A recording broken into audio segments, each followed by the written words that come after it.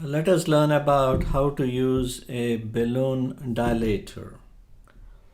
Balloon dilation is typically reserved for complex strictures, strictures that are very tight, long, or angulated.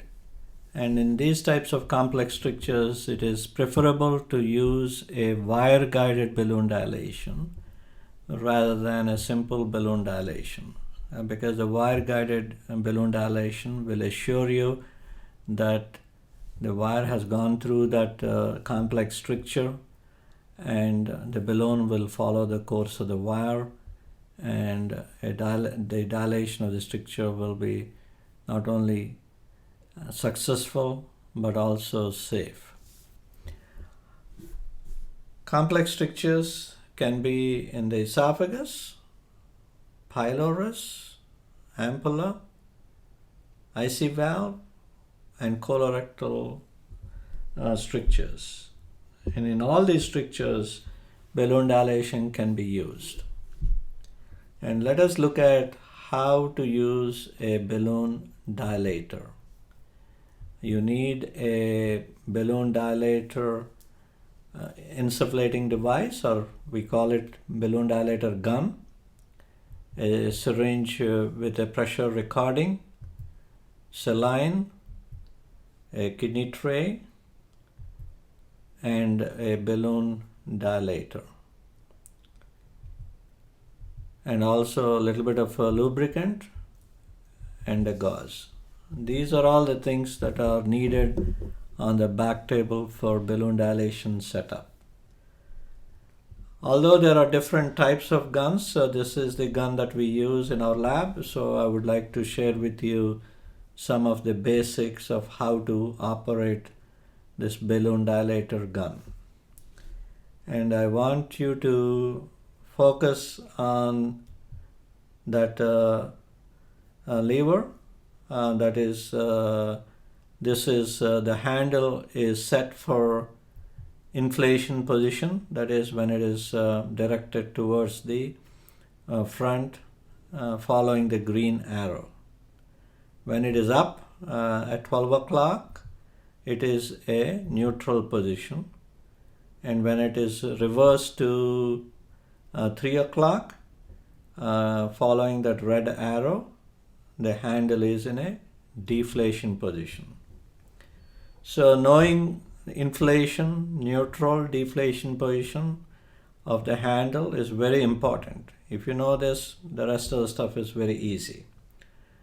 Then you set up the syringe.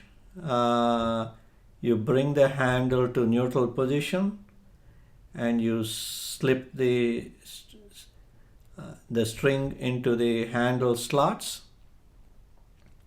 and use the clip and secure the syringe, and then switch the handle to inflation position and pump the handle,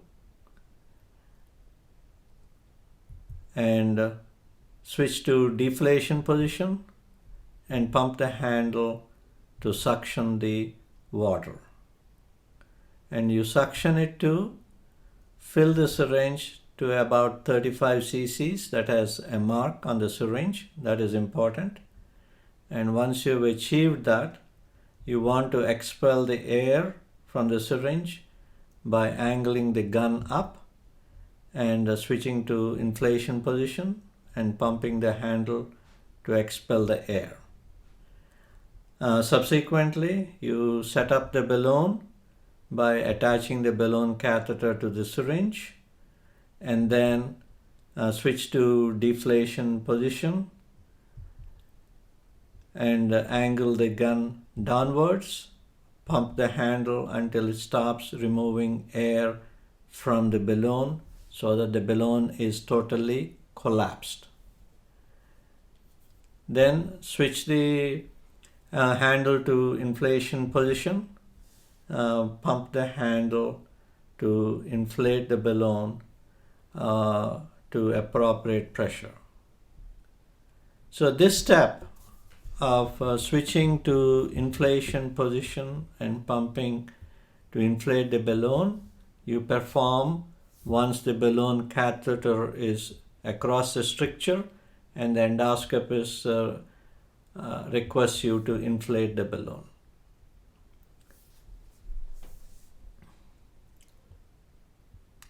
So in terms of basically the steps are, you want to learn how to inflate, deflate the balloon by switching the handle, and then before you give the balloon catheter to the endoscopist, you want to suction the air from the balloon completely so that it is totally collapsed, so that the endoscopist can pass it down the endoscopy biopsy channel.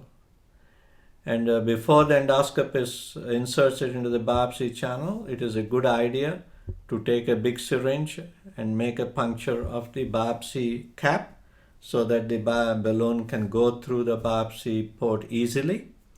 And not a bad idea to put a little bit of lubricant just on the biopsy cap for the balloon to slide down the biopsy channel easily.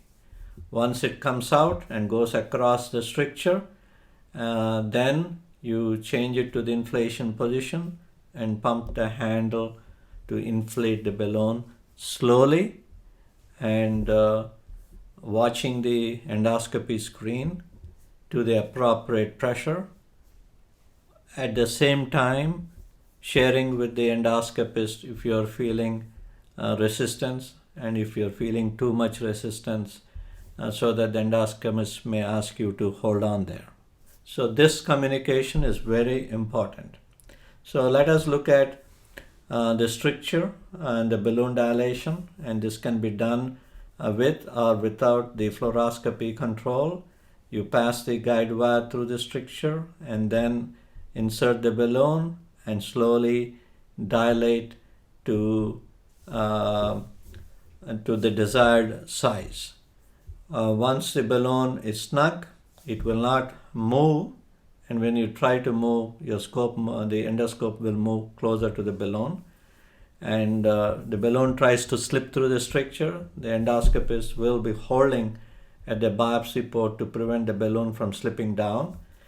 Typically, once the balloon is completely inflated, the endoscopy assistant should start checking the time and counting the time, and depending upon the endoscopist's preference, some may use the balloon dilation to 30 seconds, or some may go up to 60 seconds, and some may even go to 120 seconds. Depending upon their preference, you let them know when the balloon dilation has completed one cycle of either 30 seconds or 60 seconds. The endoscopist may decide to deflate and inflate or go to the next size. If it is a continuous radial expansion balloon, then it can go up to 3 sizes, and then the endoscopist will ask you to go to the next size, and you follow the same protocol of inflating the balloon slowly while feeling the resistance, and as the resistance is felt, you should share that with the endoscopist, and also help the endoscopist figure out how much time the balloon was inflated. Following the dilation, once the endoscopist is happy, he may ask you to deflate the balloon, and in that you switch the handle to deflation position and pump the handle until the balloon deflates. And once the balloon is completely deflated, then you should mention to the endoscopist to take the balloon out. If the endoscopist tries to pull the balloon without complete deflation of the balloon, it is not going to come out of the biopsy channel. It will get stuck. Following the dilation, it's important to check the dilation impact, looking for any tears or perforations. As in bougie dilation, endoscopy dilation using balloon also follows this rule of 3, that is going once the resistance is felt to at least 3 more millimeters up size. At the same time, the endoscopist will watch through the balloon to see the effects of dilation, and if he sees a tear happening in front of him as the dilation is going on, he may decide to hold off and deflate the balloon. Coming to the adverse events, minor bleeding can happen with dilation. Serious bleeding is unusual. Perforation is a complication of balloon dilation, and with a tear, patients may have chest pain as well. I hope this is useful. Thank you.